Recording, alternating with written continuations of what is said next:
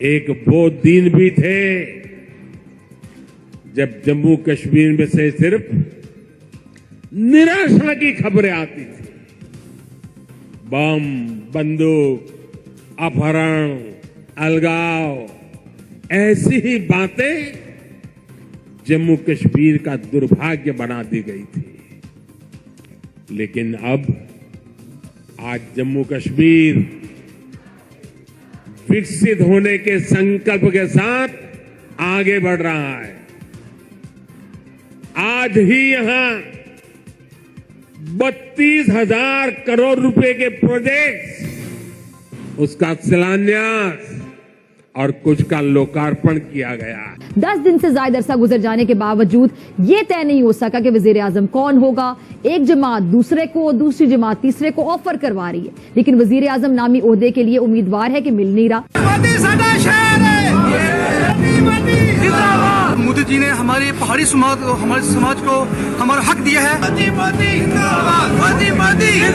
अच्छा नाज़रीन, आर्टिकल 370 और आर्टिकल 35A के खात्मे के बाद दिल्ली में अब वजीर आजम हिंद नरेंद्र मोदी जी बस रहे हैं। भारतीय वजीर आजम नरेंद्र मोदी का दौरा मकबूजा तो प्राइम मिनिस्टर नरेंद्र मोदी गुलाम आजाद स्टेडियम के अंदर कश्मीरी यूथ से एक बहुत बड़ा खिताब करने जा रहे हैं और इससे पहले वो वहां पर बहुत सी स्कीम्स को लॉन्च करेंगे। साहब ने स्टेटमेंट दिया, बड़ी धुआंधार तकरीर उन्होंने की है और उसके साथ ना सिर्फ स्ट्रॉन्ग वर्ड्स थे, उनके साथ इमोशंस मौजूद थे। मैंने उनकी स्पीच सुनी है। तो इसीलिए वो लीडरशिप रोल में इंडियंस को पसंद किया जा रहा है। आज इंडिया के जो बच्चे हैं या जो इंडिया का डायस्पोरा है, उसने दुनिया भर में प्रूव कर दिया अपने आप को, चाहे वो पॉलिटिकल लीडरशिप हो, वो कॉर्पोरेट लीडरशिप। दूसरे लफ्जों में अगर उर्दू में कहा जाए तो वो कहते हैं जब हुस्न आता है तो नजाकत खुद ही आ जाती है, जब पैसा आ जाता है तो फिर बंदा मसल फ्लेक्स करता है।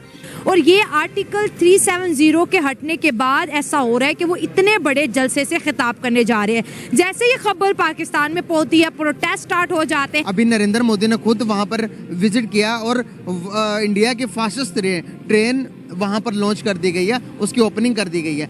हमने बहुत कुछ दिया है उनको, कश्मीर को भी अपने। सर वो धरने कर रहे हैं कि ना आटा है ना रोजगार। डेवलप वही हो रहा है जो इंडिया की साइड पे है, ठीक है ना।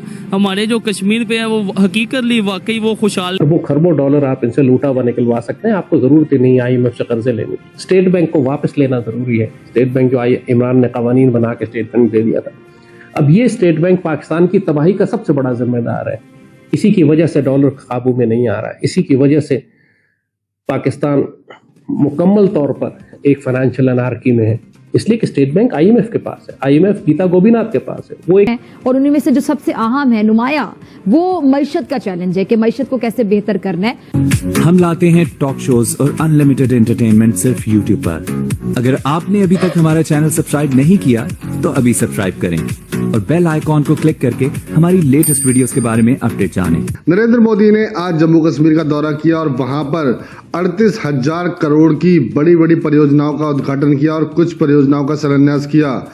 ये सब देखकर पाकिस्तान की आंखें फटी रह गई और वहां पर साजिशन पाकिस्तानी तरफ से नरेंद्र मोदी सरकार के खिलाफ या भारत के खिलाफ कहें प्रोटेस्ट स्टार्ट कर दिए गए ताकि वो दुनिया में अपना प्रोपेगेंडा फैला सके। लेकिन पहली बार ऐसा हुआ कि जम्मू कश्मीर नरेंद्र मोदी की रैली हुई और उसमें वहां के मुसलमानों ने जमकर मोदी मोदी के नारे लगाए और वहां की आवाम पूरी तरह से इस बात से खुश थी कि नरेंद्र मोदी ने धारा 370 को हटाकर हमारे ऊपर से एक बहुत बड़ा बोझ हटा दिया और हम तरक्की की रास्ते पर चल पड़े हैं।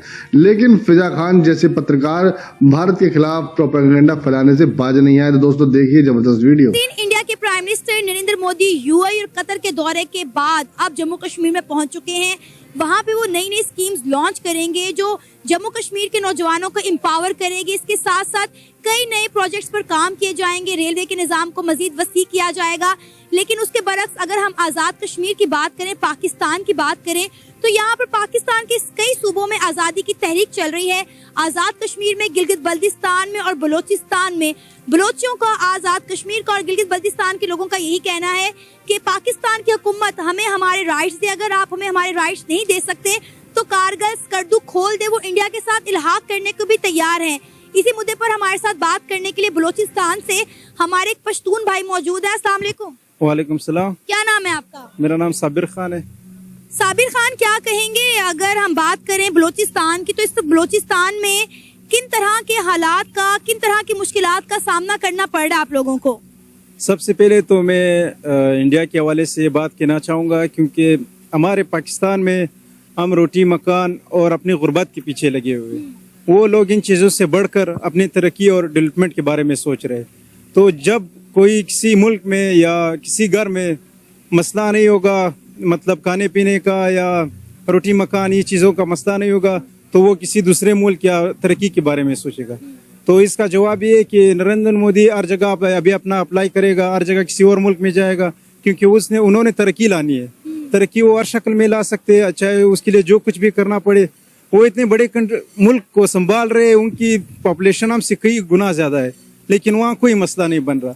ओवरऑल अभी पाकिस्तान में 5-6 कौमें यहाँ पे भी मसले ये आ रहे, क्योंकि अभी महमूद खान अचकजी जो PDM के हिस्सा है ना, तो वो बार बार कह रहे कि अगर ये मुल्क चलाना है, पाकिस्तान को चलाना है, तो हमने सबसे पहले आइन को फॉलो करना है। यहाँ आइन फॉलो ही नहीं हो रहा। कोई जो कुछ आके सिलेक्शन करवा रहे, जो कुछ ला रहे, एक दूसरे बंदे को ला रहे, हमारे ऊपर बिठा रहे। ये इस चीज़ का हाल नहीं है। तो अभी पाकिस्तान जिस कंडीशन में, तो उनको साथ में लेना होगा, उन्होंने बलोचों को साथ लेना होगा, उन्होंने पश्तूनों को साथ लेना होगा, ऐसे सिंधी जो मजलूम अवाम है उन सब के साथ बैठ के ये इसका हल निकालना होगा। हमने 70 सालों से यही कहा कि कश्मीर बनेगा पाकिस्तान, लेकिन पाकिस्तान से बलोचिस्तान नहीं संभाला जा रहा, आजाद कश्मीर नहीं संभाला जा रहा, गिलगित बल्तिस्तान नहीं संभाला जा रहा। लेकिन इंडिया के प्राइम मिनिस्टर नरेंद्र मोदी इतनी बड़ी कौम को लेकर चल रहे हैं। पूरे इंडिया में डेवलपमेंट हो रही है, जम्मू कश्मीर में डेवलपमेंट हो रही है। इंडिया के प्राइम मिनिस्टर नरेंद्र मोदी जम्मू कश्मीर गए हैं, वहाँ के लोगों से खिताब किया है, नए नए लोगों के लिए रोजगार के मौके खुलेंगे, नौजवानों के लिए नई स्कीम्स खुल रही हैं, नई डेवलपमेंट होने जा रही है जम्मू कश्मीर में। और हम फिर कहते हैं कि इंडिया जो है वो जम्मू कश्मीर को उन्होंने जेल बनाया हुआ है, वहाँ पे रहने वाले लोगों को आज़ादी नहीं है, वो लोग खुद मुख्तार नहीं है। वो तो असल में प्रैक्टिकल वर्क को देखते हैं। अभी सिर्फ बोलने से क्या होगा, कश्मीर बनेगा पाकिस्तान, तो क्या कश्मीर बन जाएगा पाकिस्तान? इस तरह तो नहीं होता। आप पहले अपने सूबों को तो कंट्रोल करें, पश्तूनों को, बलोचों को अपने राइट्स तो दे दे। एक इस्तेहकाम की उम्मीद कर रहे थे जिसके साथ मुआशी इस्तेहकाम जुड़ा हुआ है। फिर IMF का जो मामला है वो अब भी आपके सामने है कि मार्च में ये भी है। तो ये क्या कोई हुकूमत जो लेने के लिए तैयार नहीं हो रहा, इनको चैलेंज नजर आ रहा है, इसलिए कोई भी उसको जिम्मेदारी लेने के लिए तैयार नहीं हो रहा। ये यानी अब जब नया मुआहिदा जब होता है IMF से, तो वो सर पे खड़ा हमारा मुंतजिर है, तो हमने देखा कि सख्त फैसले लेना जरूरत बन जाती है किसी भी सिटिंग गवर्नमेंट की।